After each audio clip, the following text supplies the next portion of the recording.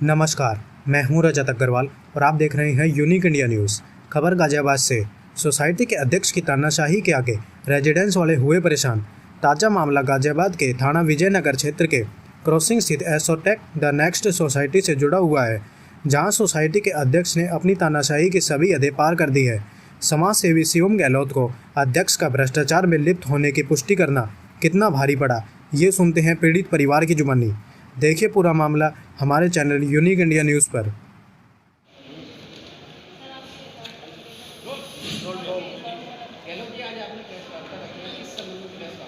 सबसे पहले तो आप सभी का बहुत बहुत स्वागत है कि आप मेरे एक छोटे से निवेदन पे यहाँ पे आए।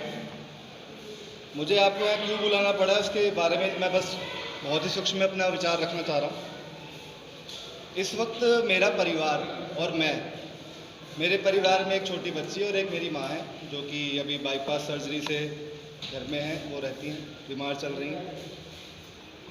उनका उत्पीड़न मेरे परिवार का यहाँ पे जो यहाँ पे RWA बनी हुई है उनके द्वारा, सुरेश चंद्र जो यहाँ के अध्यक्ष हैं उनके द्वारा मेरा उत्पीड़न किया जा रहा है, मेरी फैमिली का उत्पीड़न किया जा रहा है।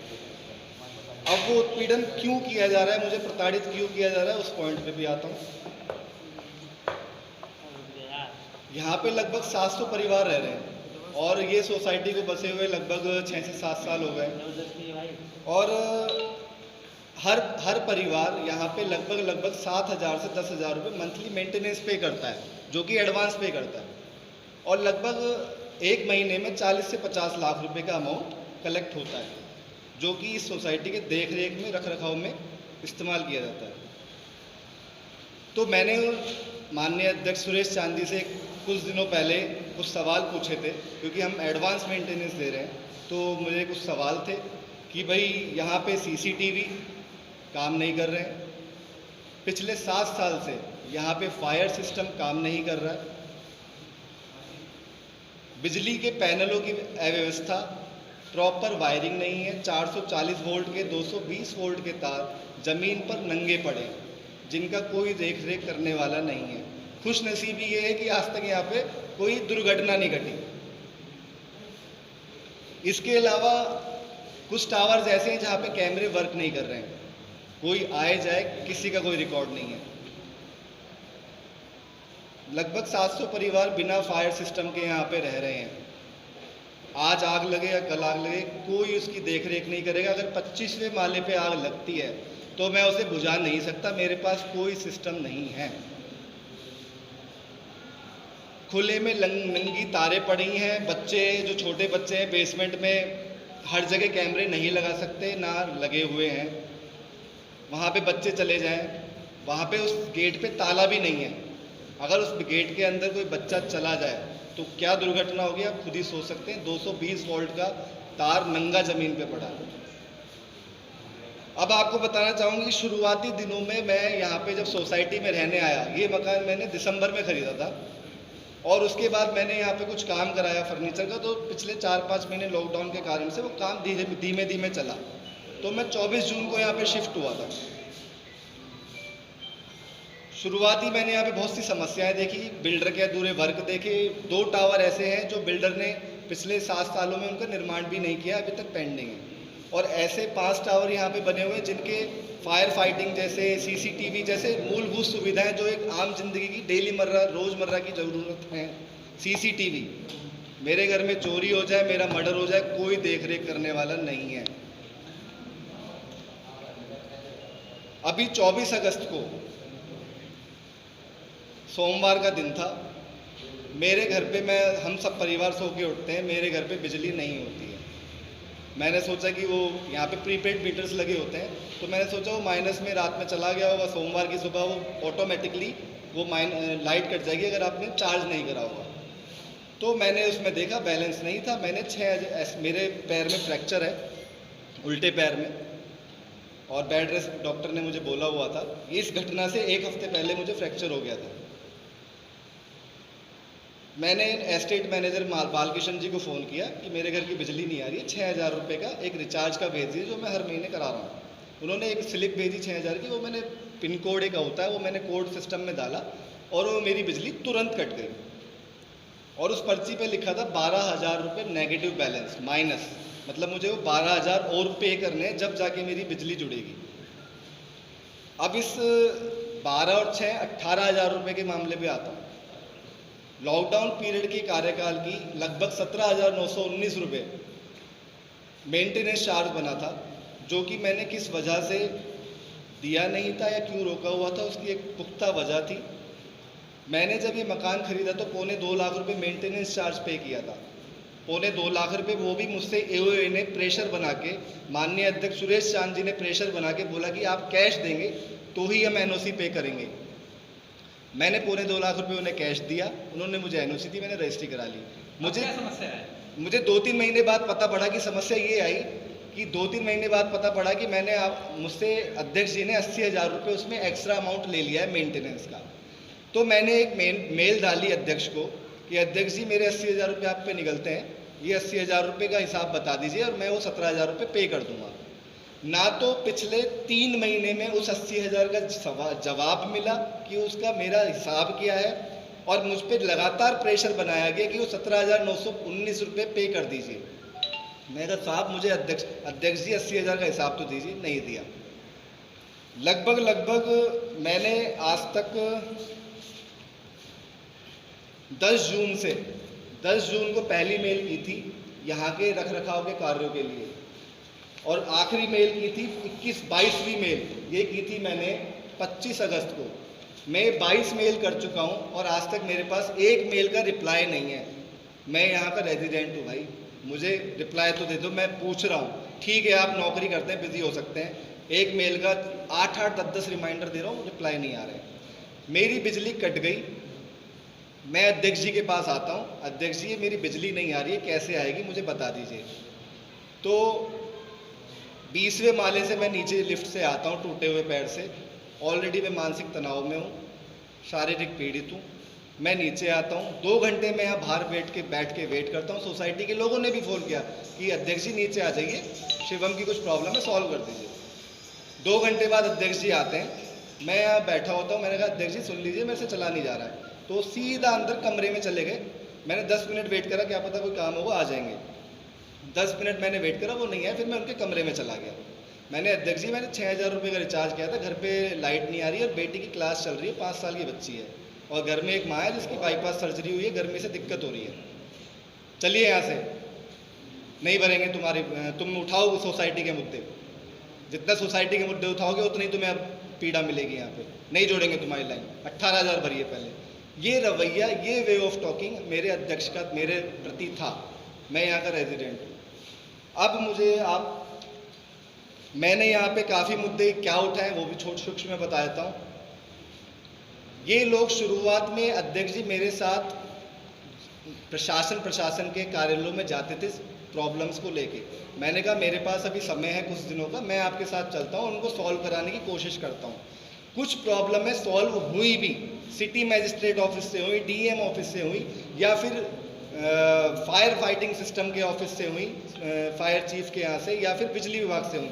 कुछ प्रॉब्लमों पे सॉल्यूशन निकलने चालू हुए, वहाँ से प्रॉब्लम उन्हें शुरू हुई कि भाई यहाँ पे लोगों ने मुझे सराहा, मुझे मेल पे लिखा लोगों ने कि शिवम जी आप बहुत अच्छा काम कर रहे हैं, ऐसे ही करते रहिए, हम आपके साथ हैं। भाई मैं आपके भले के लिए काम कर रहा हूँ। मैंने जितने भी काम करे वो मेरा एक भी काम सोसाइटी मेरे घर का नहीं था, वो यहाँ पे 700 परिवारों से संबंधित काम था। अगर भाई मैं काम कर रहा हूँ, आप ही की मदद कर रहा हूँ, मैं तो कोई चुनाव लड़ नहीं रहा या मेरी कोई राजनीतिक द्वेष आपसे नहीं है, मैं आपको जानता नहीं हूँ, यहाँ पर नया आया हूँ, 2 महीने हुए, मुझे कुछ सिस्टम का नहीं पता था। मुझसे द्वेष मानते हुए बिजली काटी गई और 12 घंटे उस दिन बिजली कटी।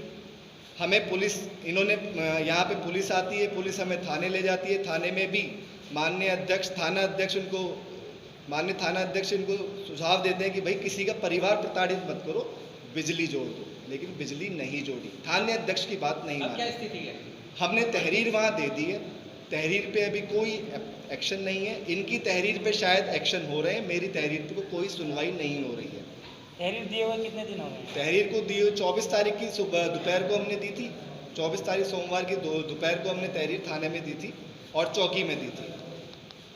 उसके बाद से आज तक सोसाइटी में उसके बाद एक मीटिंग भी हुई, उस मीटिंग में भी सुझाव समझाने का बहुत प्रयास किया यहाँ के बुजुर्गों ने, यहाँ के जो पुराने लोग हैं, जो 4-4 साल से 5-5 साल से यहाँ पे जो रह रहे हैं, उन सब ने समझाने की कोशिश की कि भाई इस सोसाइटी के इतिहास में पहली बार किसी की बिजली कट रही है, इसको जोड़ दो, परिवार को प्रताड़ित मत करो। आज की तारीख में स्थिति ये है कि मेरी बिजली किसी भी वक्त कट सकती है अगर मैं रिचार्ज ना करूं, क्योंकि इन्होंने तो मेरे बिल में 20,000 रुपये माइनस डाल दिए, वो मैंने पे कर दिए। मेरे घर में मेरी अर्थव्यवस्था ये नहीं थी कि मैं 20,000 रुपये अटेंडम रख के बैठा हूँ, इन्होंने काट दिए, मुझे उधार लेके वो चुकाने पड़े। अब मैं जो पिछले 1 हफ्ते से मांग कर रहा हूँ कि भाई आपने सब कुछ कर लिया, आप अध्यक्ष हैं, आपने सब कुछ कर लिया, क्या मेरे 80,000 का हिसाब मिलेगा? अभी भी वो हिसाब देने के लिए उन्होंने इनकार कर दिया है, क्योंकि वो इस सोसाइटी के अध्यक्ष हैं। तो अब मुझे आप लोगों की मुझे मदद लेनी पड़ रही है। आप लोगों की मदद से मुझे शासन प्रशासन में ये बातें जाएं कि भाई मेरी क्या गलती थी? मैं टूटे हुए पैर से, मेरी 5 साल की बच्ची, एक घर में बूढ़ी माँ जिसकी बाईपास सर्जरी हुई है, एक बीवी जो नौकरी घर से कर रही है, नेट नहीं चल रहा, घर में पानी नहीं है, बिजली नहीं है, मैं क्यों प्रताड़ित हो रहा हूँ? मैंने ज़िंदगी भर की कमाई लगा के घर खरीदा था, इसलिए खरीदा था कि मैं गेटेड सोसाइटी में आऊँगा प्रताड़ित होने। क्यों मैं क्यों प्रताड़ित हो रहा हूँ, मुझे नहीं समझ में आ रहा। प्रशासन से आपने इस संबंध में कभी कुछ वार्ता की, लिख के दिया? मैंने लिख के तहरीर शासन को, थानाध्यक्ष को दे दी है, उस पर अभी तक कुछ मेरे पास ना कोई कॉल है, ना मेरे पे कोई नोटिस है, ना कुछ है। और एक बात मैं इसमें जोड़ना चाहूँगा, अध्यक्ष जी पिछले 8 महीने हुए हैं अध्यक्ष जी को, सुरेश जी को अध्यक्ष बने हुए। पिछले 8 महीने में या 7-8 बड़े झगड़े वो कर चुके हैं, जिसके मद्देनज़र रखते हुए शासन प्रशासन ने शांति भंग करने के लिए एक मुचलका जारी किया है 50,000 रुपये का, उसकी कॉपी भी मुझे मिली। 50,000 का शांति भंग करने का जारी हुआ उनको और उनकी बीवी को। ये एनटीपीसी में मैनेजर हैं और इनकी जो बीवी हैं श्रीमती, वो शिक्षा विभाग में सरकारी टीचर हैं। ये दोनों यहाँ पे अपना पावर गेम यहाँ के लोगों को दिखाते हैं समय समय पर। और अन्य ऐसे कितने लोग हैं आपकी तरह जो इनसे प्रताड़ित? यही मैं बात कहना चाह रहा था, आपने बहुत अच्छा सवाल उठा दिया। पिछले 8 सालों में यहाँ पे जितने भी प्रताड़ित हैं, बिजली चोरी से पकड़े गए, बिजली चोरी अभी हाल ही में पकड़ी गई है, उसको कुछ नहीं करा। मेरे जैसे केस यहाँ पे हैं, 36 से 40 लाख रुपया बिजली बिल का बकाया है, उनकी बिजली आज तक नहीं कटी, मेरी 17,000 रुपये बिजली काट दी जाती है। बताएं क्या करूं? ऐसी लगभग कितनी शिकायतें हैं? ऐसे प्रताड़ित लोग कितने हैं? प्रताड़ित कोई नहीं है, सिर्फ मैं हूँ, क्योंकि मैं उनका पर्दाफाश कर रहा था, क्योंकि उन्हें 8 महीने इस कुर्सी पे बैठे हो गए, उन्होंने एक कील इस सोसाइटी में नहीं लगाई, एक कैमरा इस सोसाइटी में नहीं लगाया। मेरे घर पे कोई आके मुझे मार जाए, मेरे को कौन बचाएगा? कीर्ति चौहान गहलोत। जी कीर्ति जी, क्या समस्या आ रही है? आप सोसाइटी में मकान लेकर रह रहे हैं और पिछले कई दिनों से आपने जो अध्यक्ष जी पे जो भी उनकी सच्चाई दिखाने का काम किया है, क्या आरोप लगा रहे हैं? देखिए, हमें यहाँ शिफ्ट हुए एग्जैक्टली 2 महीने हुए हैं और उससे पहले मेरे हस्बैंड यहाँ पे जो भी काम करवा रहे थे, सारा काम चल रहा था। उस दौरान यहाँ पे काफ़ी सारी दिक्कतें थी जिनके मुद्दे इन्होंने उठाए। अब क्योंकि इन्होंने मुद्दे उठाए तो अध्यक्ष जी को उससे समस्या है कि ये मुद्दे उठा रहे हैं। अब जो व्यक्ति काम नहीं करना चाहता है सोसाइटी के लिए और उसको काम करने के लिए मजबूर होना पड़ रहा है, तो ऑब्वियसली उसको परेशानी होगी। लेकिन इन सब समस्याओं के बीच में उन्होंने जो हमारी फैमिली पे पर्सनल अटैक किया, वो बहुत ही गलत है। मैं खुद मीडिया में पिछले 16 सालों से काम कर रही हूँ और इतना इंसल्ट मुझे आज तक फील नहीं हुआ जितना मुझे अभी फील हो रहा है। और उन्होंने जितना गलत इंटरव्यू दिया है और जो पूरे यहाँ पे क्रॉसिंग में घूम रहा है, मतलब एक इंसान जिसके पैर में प्लास्टर चढ़ा हुआ है, वो इतने लोगों को मार पीट के चला गया और वो पिट गए। शर्म की बात है। जो भी इंसान, और एग्जैक्टली 2 महीने हुए हैं, अभी बिजली कटी थी। उस दिन मैं सुबह उठी हूँ, बिजली पूरे 10 घंटे बिजली कटी रही है। मैं सुबह उठी हूँ, मैंने जल्दी जल्दी अपनी बेटी को तैयार किया है ऑनलाइन क्लास के लिए। मैं खुद मीडिया में हूँ, आपको पता है डेडलाइन का प्रेशर क्या होता है। मैं काम कर रही थी, मुझे खुद को अपनी रिपोर्टिंग भेजनी थी। मैं खुद चैनल में हूँ, मुझे खुद को अपना अपलोड करना था। मैंने पड़ोसियों के घर जाके लैपटॉप पे वाईफाई कनेक्ट करके अपना अपलोड किया है। पूरे 10 घंटे बिजली नहीं रही। मैंने रात के उस दिन का अपना डेडलाइन मीट करने के लिए मैंने रात में 4 बजे तक काम किया है। आपने इस तो ये जो लेकर कुछ उच्च अधिकारियों से बात की या लिखित रूप में कोई? पुलिस में तहरीर दे दी है। तहरीर दी हुई है इन्होंने, और मतलब बहुत ही इंसल्टिंग फील हुआ है मुझे इस बार। हम लोग सोसाइटी में शिफ्ट हुए थे ये सोच के कि हम सभ्य लोगों के बीच में जा रहे हैं। थैंकफुली सोसाइटी के लोग बहुत अच्छे हैं, सभी लोग मेरे हस्बैंड के साथ में हैं। और एक सोसाइटी के अध्यक्ष से इतना असभ्य और दुर्व्यवहार मैंने बिल्कुल भी मुझे अपेक्षा नहीं थी कि हमें सोसाइटी में आने के बाद ऐसा माहौल मिलेगा। बहुत ही पॉजिटिविटी के साथ, बहुत ही खुशी के साथ अपने नए घर में शिफ्ट हुए थे, लेकिन यहाँ पे आके हमारे सारे अरमानों पे पानी फिर गया। जहाँ पहले थे वहाँ भी इन्होंने अपने आसपास के एरिया के लिए बहुत काम किए हैं और हमेशा ये अपने आसपास के एरिया के मेंटेन। कोई कार्रवाई करी है? आपकी तहरीर के ऊपर आपने जो तहरीर दी थी उस पर पुलिस ने अभी तक कोई कार्रवाई की? अभी तक कोई कार्रवाई नहीं हुई है। सोशल डिस्टेंस कर लीजिए, थोड़ा 1-2 गज की दूरी पर।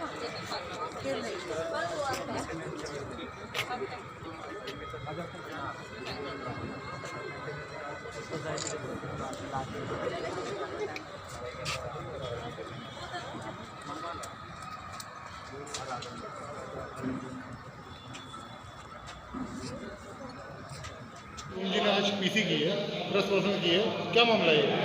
मामला ये गलत है, जो भी किया है अध्यक्ष जी की गलती है उसमें। अध्यक्ष जी क्या खाली पूरी AO की गलती है इसमें। बहुत समझाया था उनको कि ये चीज़ ऐसे नहीं होनी चाहिए, लेकिन उन्होंने माना नहीं। बड़े एडमेंट रहे इस चीज़ के पीछे कि नहीं। आपके संज्ञान में मामला था? जी, आपके संज्ञान में मामला था? हाँ, बिल्कुल ऑब्वियसली था, हमारे संज्ञान में भी था। हमने समझाया भी उनको, लेकिन नहीं मानी उन्होंने। पर अभी ये क्या रहा था? नहीं, मैं नहीं करूँगा। मतलब अपने ये गलत उपयोग कर रहे थे। ये 24 तारीख को जो ये मसला हुआ है, उसके कारण थाने जाना पड़ा, सब कुछ हुआ। तो उससे पहले सवेरे की बात है, 10 बजे के करीब, जब मिस्टर गहलोत और मिस्टर विजय जी ने ये बात यहाँ उठाई, तो मैंने कहा आप लोगों को मैं उनसे बात करूँ, अध्यक्ष जी से। मैंने उनसे बात करी, उनको समझाया ये भी रेजिडेंट है, आप भी रेजिडेंट हो, हम भी रेजिडेंट है, तो इसको सॉल्व कर लेंगे प्रॉब्लम को। किसी के घर की लाइट काटना, और छोटा बच्चा है वहाँ पर, उसकी ऑनलाइन क्लास चल रही थी, वो बंद हो गई, तो अच्छा नहीं है, आप इसको कर लो, बैठ के निपटा लेंगे यार, सिस्टम में कर लेंगे, उसमें क्या दिक्कत है? नहीं, तो मैंने कहा ठीक है, फिर नहीं तो नहीं, फिर आप करो, जो आपका दिल करता है वैसे करो।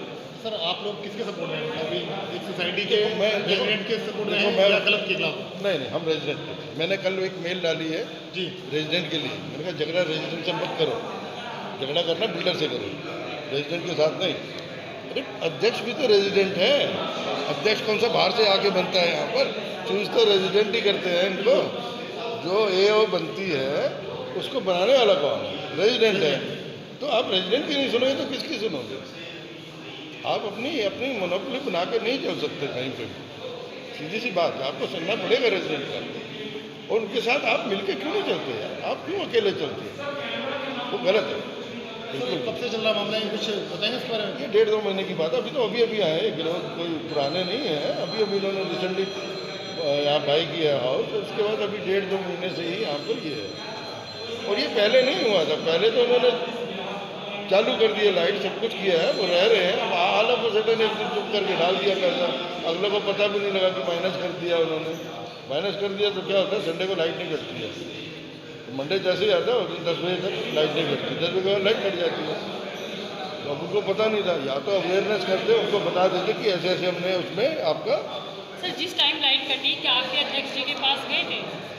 नहीं, हम यहीं बात हुई थी। जब लाइट कटी तो ये नीचे आए थे गहलोत जी, और उनके साथ मिस्टर ब्रजेश भी थे। तो हम यहाँ नीचे थे, यहीं खड़े। तो मैंने इनको समझाया, रुक जाओ, कुछ ऐसा मत बोलो, मैं उनसे बात करता हूँ। उनके सामने मैंने फ़ोन पर बात करी, उनको समझाया, बट वो माने नहीं। अब नहीं माने तो फिर उसमें क्या करोगे? आप कब से रह रहे हैं यहाँ पर? मेरे को 2 साल के करीब हो गए।